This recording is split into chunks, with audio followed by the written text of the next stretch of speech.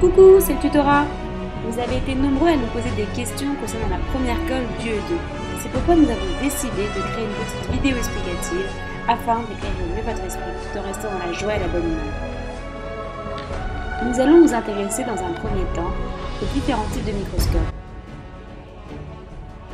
Le microscope optique, appelé aussi photonique car la sonde utilise des photons, permet de visualiser des éléments allant d'une longueur d'onde de 400 à 800 mm.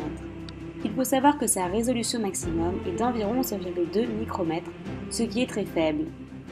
Le microscope à fluorescence, quant à lui, utilise des ondes fluorescentes mono ou polychromatiques avec une faible longueur d'onde.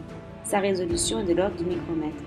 Comme nous pouvons le voir sur l'image, le microscope à fluorescence permet de mettre en évidence des molécules ou des composants de la cellule ou du tissu étudié en le rendant fluorescent grâce à des fluorochromes. Néanmoins, ces deux types de microscopes ne permettent pas de regarder les éléments des subcellulaires, mais seulement les tissus ou les cellules dans leur ensemble. Il existe deux types de microscopes électroniques. Attention à ne pas confondre avec électrique, c'est un piège récurrent du professeur Linus. Le microscope à transmission et le microscope à balayage.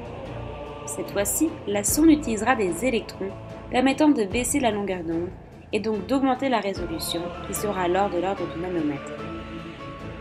Dans le microscope à transmission, l'image est en 2 dimensions et elle est en noir et blanc. Cette technique permettra l'étude subcellulaire des organites, comme on peut le voir sur les photos.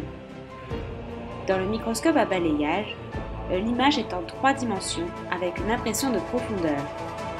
Il faut savoir que l'électron incident interagit avec l'échantillon et génère des électrons secondaires, des électrons dogés, des électrons rétrodiffusés et transmis, des photons et des rayons X. Ce sont les électrons secondaires qui sont le plus importants pour la reconstruction de l'image, les rayons X permettant de définir la nature métallique de la matière. Nous allons maintenant nous intéresser à la membrane plasmique. Les membranes sont indispensables à la vie et elles sont présentes chez les eucaryotes et les prokaryotes. La membrane plasmique possède une bicouche lipidique. Sa structure est trop fine pour être vue en microscope optique. La membrane plasmique possède de nombreuses fonctions. Tout d'abord, c'est une barrière sélective qui sépare le milieu intracellulaire du milieu extracellulaire. Elle permet aussi la régulation des transports en fonction des besoins de la cellule. Enfin, elle permet la communication avec l'environnement en reconnaissant les antigènes spécifiques de surface. C'est l'exemple du système ABO sanguin. La membrane plasmique est composée de 50% de protéines, de lipides et de glucides. Il y a 2 types de protéines membranaires.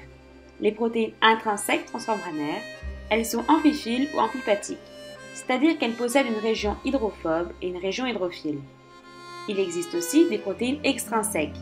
Elles sont hydrophiles, c'est-à-dire qu'elles ne pénètrent pas dans la membrane et se trouvent sur sa face externe.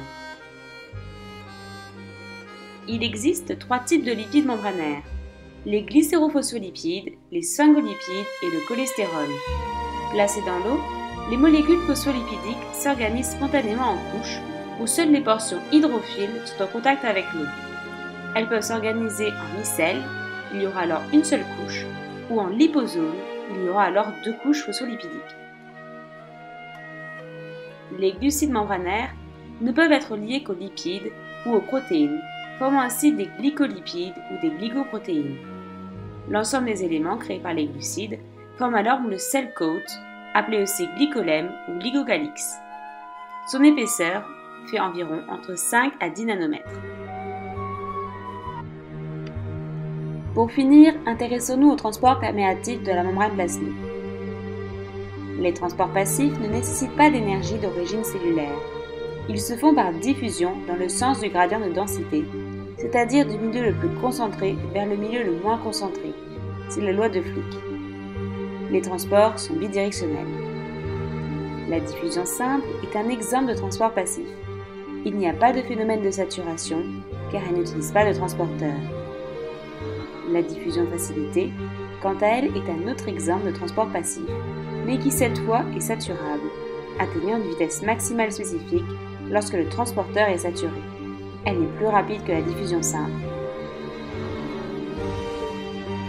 Les transporteurs actifs, appelés aussi pompes, consomment de l'énergie cellulaire, l'ATP. Le transport se fait contre le gradient de concentration, c'est-à-dire de la région la moins concentrée vers la région la plus concentrée. La pompe à sodium est un exemple de transport actif. Initialement, un transporteur a une haute affinité pour le sodium. Il fixe alors 3 Na+.